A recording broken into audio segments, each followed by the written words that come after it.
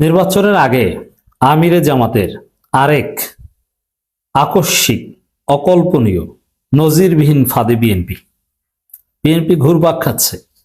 আমিরে জামাত চাবি দিয়ে ঘুরাচ্ছে বিষয়ে স্বাধীনতার ঘোষককে। দর্শক, আপনারা জানেন যে আমিরে জামাত চট্টগ্রামে একটা বক্তব্য দিয়েছিলেন। সেই বক্তব্য নিয়ে বিএনপিতে কান্নাকাটি শুরু হয়েছে। বিএনপির লোকজন আমিরে জামাতকে সাদা কুত্তা বলেও গালি দিচ্ছেন, অনেক কিছু বলছেন। কিন্তু এটা নিয়ে এখন আপনারাও পর্যালোচনা করছেন যে আসলে স্বাধীনতার ঘোষককে কর্নেল অলি সর্বপ্রথম ঘোষণা দিয়েছিলেন না প্রেসিডেন্ট জিয়াউর রহমান। নানান কথাবার্তা হচ্ছে, কিন্তু মজার বিষয়টা অন্য জায়গায়, আপনারা বুঝতে পারছেন না। বিএনপি একটা কঠিন রাম ধরা খেয়েছে এখানে। এটা আমি আলোচনা করবো। আমিরে জামাত কি বলেছেন কি ওটা পরের বিষয়, কিন্তু এখানে বিএনপি কিভাবে ধরা খেয়েছে এটা আগে বোঝেন। তার আগে বলেনি যে স্বাধীনতার ঘোষক বঙ্গবন্ধু শেখ মুজিবুর রহমান। এটা যে বিশ্বাস করবে না সে মিথ্যুক। শেখ মুজিবুর রহমান স্বাধীনতার সর্বাধিনায়ক, শেখ মুজিবুর রহমান স্বাধীনতার ঘোষক, সবকিছু শেখ মুজিবুর রহমান। শেখ মুজিবুর রহমানের আন্ডারে একজন দপ্তরি টাইপের কর্মচারী ছিলেন জিয়াউর রহমান। এটা যে বিশ্বাস করবে না সে চেতনায় স্বাধীনতা বিরোধী। এটা হচ্ছে সহজ কথা। জামাতও যদি শেখ মুজিবুর রহমানকে স্বাধীনতার ঘোষক না মানে, জামাতও এখানে বাটপারি করছে। এটা নিয়ে কোনো সন্দেহ সংশয় নাই। আজকে যারা বলেন যে বাংলাদেশের সংবিধান মানি, এই সংবিধান ৭২-এর সংবিধান, এই সংবিধানে কি লেখা? স্বাধীনতার ঘোষক কে? শেখ মুজিবুর রহমান। এটা সর্বোচ্চ আদালতের রায়। স্বাধীনতার ঘোষক শেখ মুজিবুর রহমান। আপনি এটা মানেন না কেন? কে বলেছে স্বাধীনতার ঘোষক জিয়াউর রহমান? কোথায় পেয়েছেন? সব উদ্ভট ইতিহাস, মিথ্যা ইতিহাস, বিকৃত ইতিহাস কোথায় পেয়েছেন? স্বাধীনতার ঘোষক শেখ মুজিবুর রহমান। এটা অস্বীকার করার কোনো সুযোগ নেই। শেখ মুজিবুর রহমান ১৯৭২ সালের পর থেকে কি করেছেন এটা নিয়ে আমাদের পর্যালোচনা।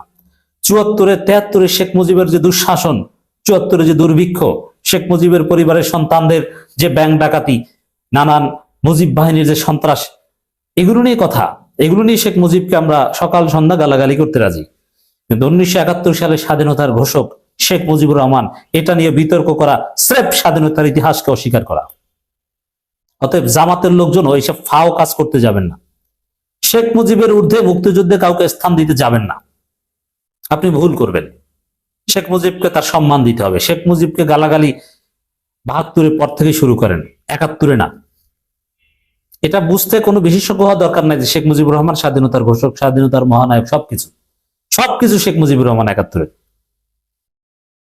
জিয়াউর রহমান যে ঘোষণাটা পাঠ করেছিলেন, পাঠক জিয়াউর রহমানের আগেও কয়েকজন পাঠ করেছেন, আব্দুল হান্নান থেকে শুরু করে চট্টগ্রাম আওয়ামী লীগ সভাপতি অনেকে। এটা কে না জানে? এইসব ইতিহাস নিয়ে এটা সর্বোচ্চ হাইকোর্টের রায় আছে এই বিষয়ে।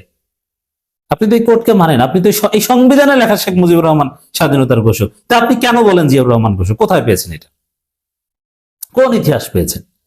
এটা সিম্পল বিষয়। জিয়াউর রহমান একজন মেজর ছিলেন, আর শেখ মুজিবুর ছিলেন মুক্তিযুদ্ধ করার জন্য যে সরকার গঠিত হয়েছে ওই সরকারের প্রেসিডেন্ট।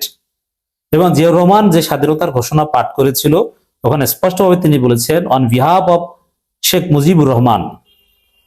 শেখ মুজিবুর রহমানের নামে জিয়াউর রহমান স্বাধীনতার ঘোষণা পাঠ করেছিলেন, আরো অনেকে পাঠ করেছিলেন। পাঠক কি ঘোষক হয়? এটা বুঝতে কি বিশেষজ্ঞ হওয়া দরকার? এখন মজার বিষয়, আমিরে জামাত কাজটা করলেন কি? বিএনপিকে কিভাবে ফাঁদে আটকেছেন দেখেন। প্রথমে বিএনপির লোকজন ফাঁদে পা দিয়েছে। বিএনপির লোকজন আমিরে জামাতকে যা ইচ্ছা তা গালাগালি করছে, করুক, কিন্তু এতে জামাতের কিছু আসে যায় না। খেলাটা হচ্ছে জামাত যারা করে, জামাত ইসলামীকে যারা ভোট দেয় বা দিবে, তারা কেউ ৭১ বিবেচনায় দিবে না যে ৭১-এ জামাত ভালো কাজ করেছিল, এ কারণে জামাতকে ভোট দিই, একজন ভোটার এরকম পাবেন না। বর্তমানে সবচেয়ে বেশি সংখ্যক মুক্তিযোদ্ধা জামাত করে। মুক্তিযোদ্ধারা এখন জামাতকে পছন্দ করে। এখন তারা কি জামাতকে পছন্দ করে যে ৭১-এ জামাতের অবস্থান ঠিক ছিল এই চিন্তা থেকে? জীবনেও না। এর মানে জামাত ইসলামীকে যারা পছন্দ করে বা জামাতকে যারা ভোট দেয় বা দিবে, তারা ৭১ কেন্দ্রিক কোনো চিন্তা ভাবনা থেকে দেয় না বা দিবে না। জামাতের রিলেভেন্স, জামাতের আজকের এই জনপ্রিয়তা, ক্ষমতা আসার সম্ভাবনা, জামাত সৎ মানুষের দল, জামাত ইসলামী দল, জামাত ইনসাফ কায়েম করতে পারবে, জামাত যোগ্য লোকদের দল। আর ৭১ জামাতের কাছে বর্তমানে এই বিষয়টা হচ্ছে যে ৭১-এর স্বাধীনতার পক্ষে থাকাটাই উচিত ছিল। বাংলাদেশ স্বাধীন হয়েছে, আমরা স্বাধীনতায় বিশ্বাস করি, ১৬ই ডিসেম্বর পালন করি, ২৬শে মার্চ পালন করি, বিষয়টা এখানেই। আর বর্তমান জামাতের যারা নেতৃবৃন্দ, তাদের জন্মই বেসিক্যালি ৭১-এর পর। আর যাদের জন্ম 71-এর আগে তারা 71 সালে জামাত করতেন না, কেউ জাসদ করতেন, মানে 71 সালে স্বাধীনতার পক্ষেই ছিলেন। অতএব 1971 সালে কি ঘটেছিল বা কি ঘটে এগুলোর সাথে জামাতের প্রাসঙ্গিকতা নেই। জামাত করে মানুষ ধর্মীয় কারণে, জামাত করে যে জামাতের লোকজন দুর্নীতি করে না, চাঁদাবাজি করে না, সন্ত্রাস করে না, এরা ভালো লোক এই সেন্সে। এখানে 71-এ কে স্বাধীনতার ঘোষক বা ঘোষক না এই বিষয়টার সাথে জামাতের কোনো সম্পর্ক নেই। এই বিষয়ের সাথে বিতর্কের সম্পর্ক আওয়ামী লীগ এবং বিএনপির মধ্যে। আর এখন যে বিতর্কটা এসেছে, আমিরে জামাত বলেছেন একটা, মিডিয়াগুলো বিকৃত করেছে।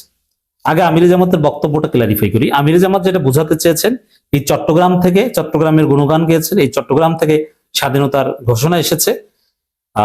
তার বক্তব্যের সার কথা এটা যে জিয়াউর রহমান স্বাধীনতার ঘোষণা দিয়েছেন চট্টগ্রাম থেকে। দেখেন, আমি মনে করি স্বাধীনতার ঘোষক শেখ মুজিবুর রহমান।